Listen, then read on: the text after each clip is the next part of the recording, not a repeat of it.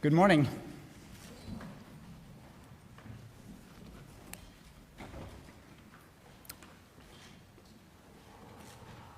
The Nobel Peace Prize for 2025 goes to a brave and committed champion of peace, to a woman who keeps the flame of democracy burning amidst a growing darkness. The Norwegian Nobel Committee has decided to award the Nobel Peace Prize for 2025 to Maria Corina Machado. She is receiving the Nobel Peace Prize for her tireless work promoting democratic rights for the people of Venezuela and for her struggle to achieve a just and peaceful transition from dictatorship to democracy. As the leader of the democratic forces in Venezuela, Maria Corina Machado is one of the most extraordinary examples of civilian courage in Latin America in recent times. Ms. Machado has been a key unifying figure in a political opposition that was once deeply divided, an opposition that found common ground in the demand for free election and representative government. This is precisely what lies at the heart of democracy, our shared willingness to defend the principles of popular rule, even though we disagree. At a time when democracy is under threat, it is more important than ever to defend this common ground. Venezuela has evolved from a relatively democratic and prosperous country to a brutal and authoritarian state that is now suffering a humanitarian and economic crisis. Most Venezuelans live in deep poverty, even as the few at the top enrich themselves. The violent machinery of the state is directed against its own population. Nearly 8 million people have left the country. The opposition has been systematically suppressed by means of election rigging, legal prosecution, and imprisonment. Venezuela's authoritarian regime makes political work extremely dangerous. As the founder of Sumate, an organization devoted to democratic development, Ms. Machado stood up for free and fair elections more than 20 years ago. As she said, it was a choice of ballots over bullets. In political office and in her service to organizations since then, Ms. Machado has spoken out for judicial independence, human rights, and popular representation. She has spent years working for the freedom of the Venezuelan people. Ahead of the election of 2024, Ms. Machado was the opposition's presidential candidate, but the regime blocked her candidacy. She then backed the representative of a different party, Edmundo González Urrutia, in the election. Hundreds of thousands of volunteers mobilized across political divides. They were trained as election observers to ensure a transparent and fair election. Despite the risk of harassment, arrest, and torture, citizens across the country held watch over the polling stations. They made sure the final tallies were documented before the regime could destroy ballots and lie about the outcome. The efforts of the collective opposition, both before and during the election, were innovative and brave, peaceful and democratic. The opposition received international support when its leaders publicized the vote counts that had been collected from the country's election districts, showing that the opposition had won by a clear margin.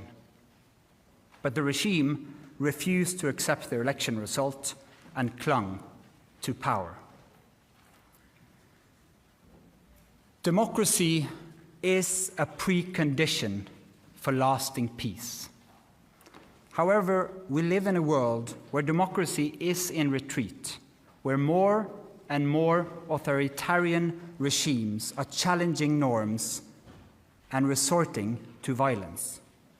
The Venezuelan regime's rigid hold on power and its repression of its population are not unique in the world.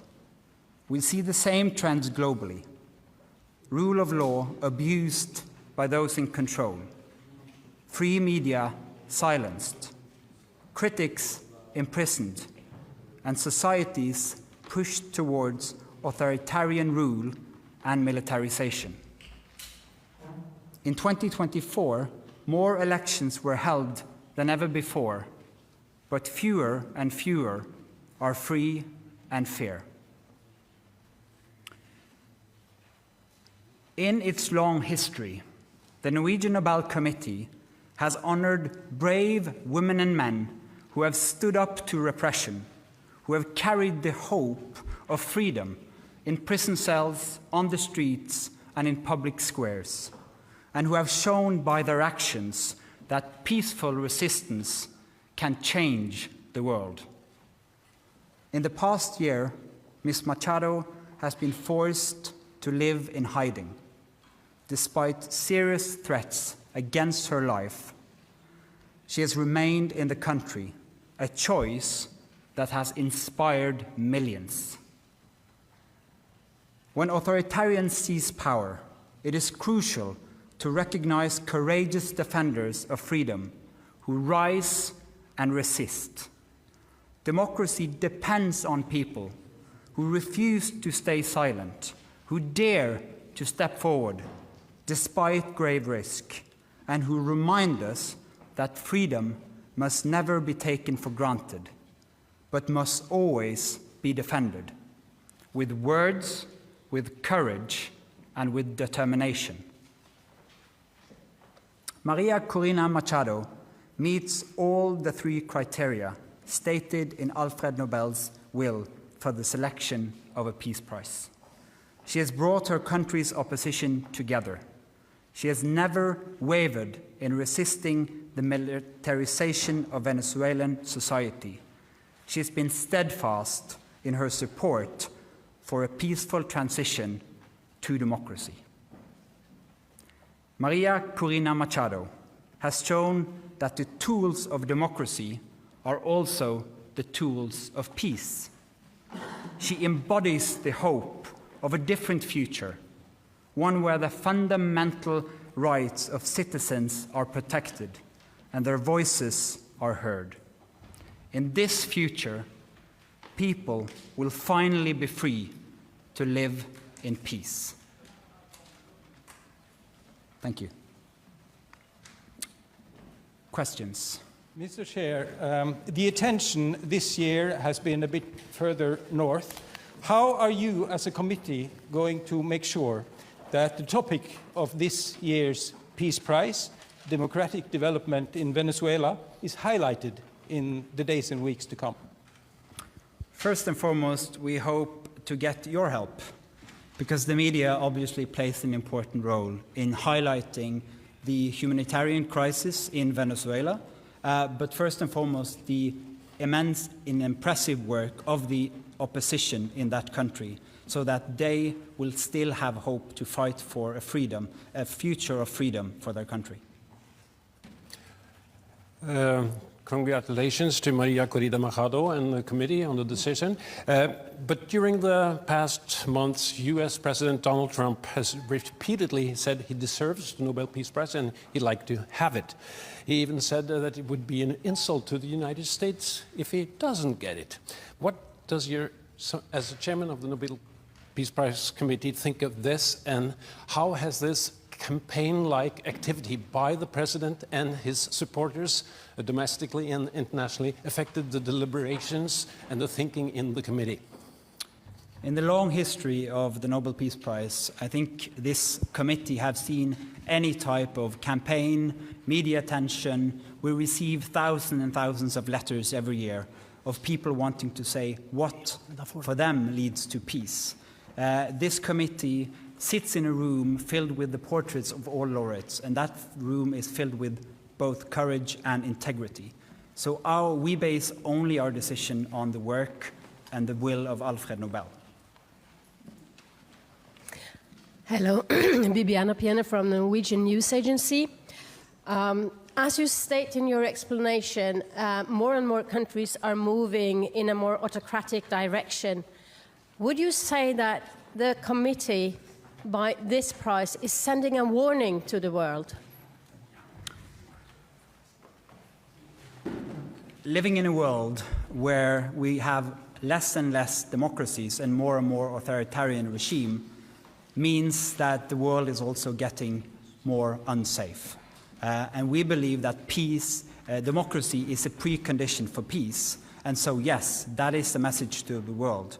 We need to support the democratic forces also on behalf of peace. Thank you. Mieszko Czarnecki, the Polish press agency, PAP.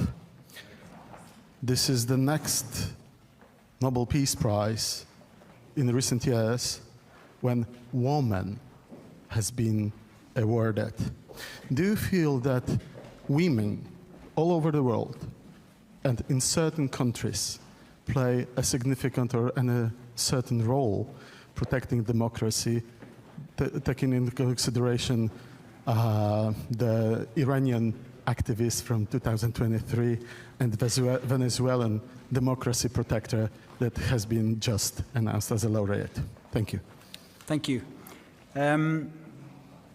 As quoted in the announcement texts, in the long history of the prize, brave women and men from around the world have stood up against repression again and again. That is a key element of the Peace Prize, and we've seen it once again, that Maria Machado has been a unifying leader of the opposition in Venezuela, and what they did in the election of 2024 was incredible, and it gives hope to an entire country. Mr. Chairman, Christopher Ronenberg from Aftenposten. We've seen in previous years that awarding the Peace Prize to dissidents can put their lives at more risk than it already is. You mentioned yourself that she has been in hiding for quite some time. What considerations have you made when it comes to her safety and security now that she has become more exposed because of this Peace Prize? You're now touching upon some of the absolutely most difficult dilemmas in the work of the committee. This is the discussion we have every year for all candidates, particularly when the person who receives the prize is in fact in hiding because of serious threats to her life. She is very active in Venezuela, has been and will be. And so we are also taking the consideration that this prize will support her cause and not limit it. Thank you. Do you expect to see her in December in Oslo? Again, a question of security. It's too early to say. We always hope to have the laureate with us in Oslo, but this is a serious security situation which needs to be handled first. Thank you. Then I'll say thank you so much for your questions. Thank you for coming, and we'll have individual interviews.